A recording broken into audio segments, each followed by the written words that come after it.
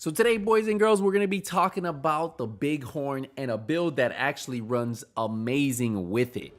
Now, if you guys have tried the Bighorn since title update 12, you might say they added more of a mag size, but it's still really hard to control, especially when you scope in. The recoil is just all over the place. But don't worry, in this build, I'll be showing you guys some ways you guys can minimize the recoil by still creating an amazing DPS build that is great for long and short range. And there's a big difference that you guys can do with some small tips to still be able to create a hard-hitting DPS build without sacrificing any kind of damage and still being able to control this. So let's take a look at this. I just want to show you. So just look at the recoil right now, the Bighorn, right? You see how it's popping up, up, up. Now take a look at recoil right now. The big difference right there, right? A huge difference. Well, let's get into the build. So if we take a look at this build right here, you may notice that we are running 1.1 million armor, 320,000 health, and it's all built around the Bighorn. Now, why do you say I am using the Bighorn? Why do I say it's such a good build? Because of the talent Big Game Hunter. Now, if you look, the total damage on this is 105,000 damage, 800 RPM, but once we scope in, it changes. So look at what the Big Game Hunter does.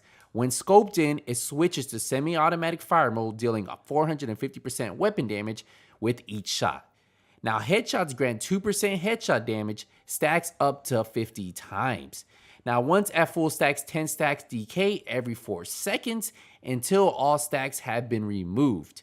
Now, if you keep getting headshots, it will continue to keep the stack up. Now, that is why this weapon is actually a beast, and I think a lot of people really should give it a shot if you're looking for that short to medium and then even having that long range once you scope in. Now, one thing about this is all the mods on this weapon are not spec'd into crit hit chance or crit hit damage. So all of your crit hit chance and crit hit damage must come from the build itself. So for you to hit high numbers, for you to be able to melt enemies, you guys are going to want to build that stack, and then you're going to want to be able to have crit hit chance and crit hit damage on the build like you'll see in a few. So that is one tip I'll give you guys. If you guys are looking at building crit hit chance, crit hit damage on this build, you might have to spec into crit hit chance more than you're used to. Now for the secondary, I love running Emily's Guard, and that's for the fact that it has perfect preservation. Killing an enemy repairs 12% of your armor over 5 seconds. Now if you do get a headshot, this kill improves it by another 12%. So that could be 24% armor you're getting back, right, over 5 seconds, which is amazing, especially on a build that you're all damage.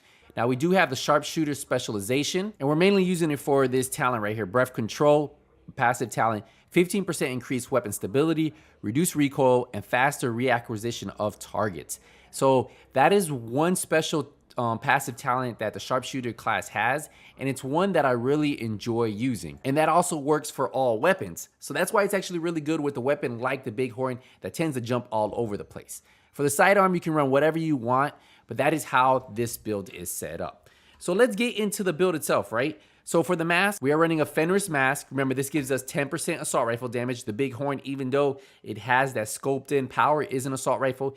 It has weapon damage, critical hit chance, critical hit damage, and then we do have a critical hit chance mod on here.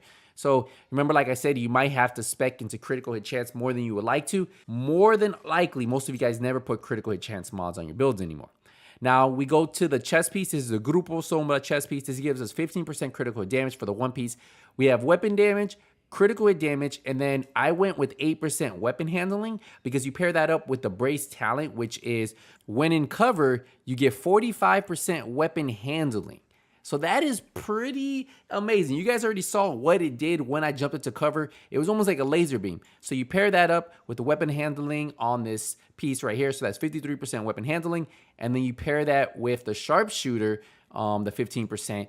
Really makes a difference, and I think you guys will notice that it's absolutely a laser beam when in cover. So that's why this build still works good, because most rifle builds, most DPS builds, you still get in cover every now and then. Now we are running a 3-piece Providence because I did want that 15% headshot damage. Now we have 10% critical hit chance and then 15% critical hit damage. We have an armor roll of 170,000, 12% critical hit damage, and then 6% critical hit chance. Now, one thing I will tell you guys, if you guys feel like 1.1 million armor is not enough for you, well then swap out one of these weapon damage ones. You'll go up to 1.3 million armor, and then of course you'll have critical hit chance and critical hit damage still on the attribute rolls. So I'll let you guys play with that. I think 1.1 is pretty easy to run, especially since I'm used to running glass cannon when I run those rifle type builds. Then we have the contractor gloves. We have a roll of 170,000. We have 8% damage to armor and then 12% critical hit damage right here. So yes, this was a pretty good piece for me that I have it god rolled. But yeah, if you guys are looking for these gloves, well, this is the roll you want for this build because, you know, you have that armor roll and that gives us that 1.1 million armor. Now for the backpack, I went with the name backpack, the gift. This is the Providence piece. And the reason I went with this is because we are going with weapon damage, crit chance, and then we have a crit damage mod, but it has perfect vigilance versus just regular vigilance. It gives you that 25% weapon damage. But then if you do get hit, right, it disables the buff, but in 3 seconds it comes back. So even though 1 second doesn't seem like a lot, I feel like perfect vigilance in PvE makes a huge difference. So yeah, I do like perfect vigilance. If you guys have the gift and you're looking for a bag like this to stack some headshot damage and you're gonna run a 3-piece Providence, well, the gift is the bag you guys wanna try to farm for. Now, I believe this one is a DZ exclusive, but a lot of times you can buy it at the vendor. I think last week they had it at the vendor, so hopefully if you guys have been watching any type of vendor videos or you guys just check the vendors yourself, well, you would have seen it.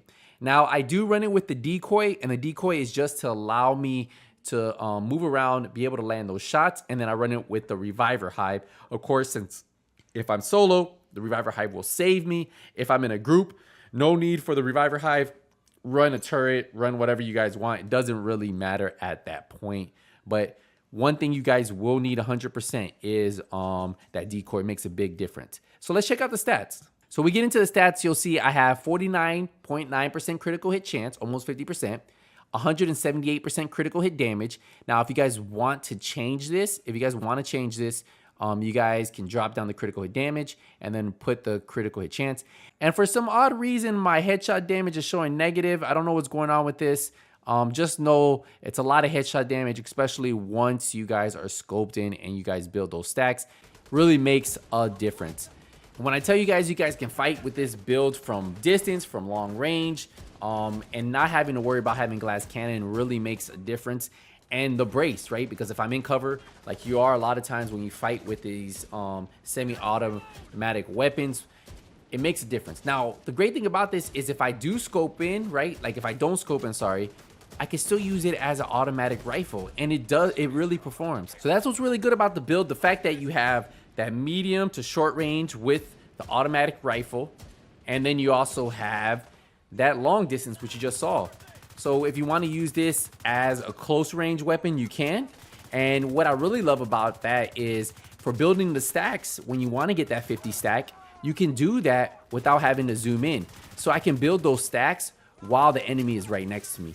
And that really makes a difference. That helps with building those stacks and really allowing you to take full advantage of the build. So let me know what you guys think. Try out the build, test it out, tweak it, make it your own way, and then let me know what you guys think about it. I was really worried about this because I've tried using other talents on the chest piece, and I felt like Brace was the one talent that I was able to put on this that really made a difference. And once I figured, you know what, with this DPS build, I tend to be in cover a lot anyway, it really made a difference. So this is it. This is the build right here, guys. Let me know what you guys think. If you guys have any questions at all, use the comment section down below. But I will see you guys in the next Division 2 video. But until then, Nothing But Skills is out.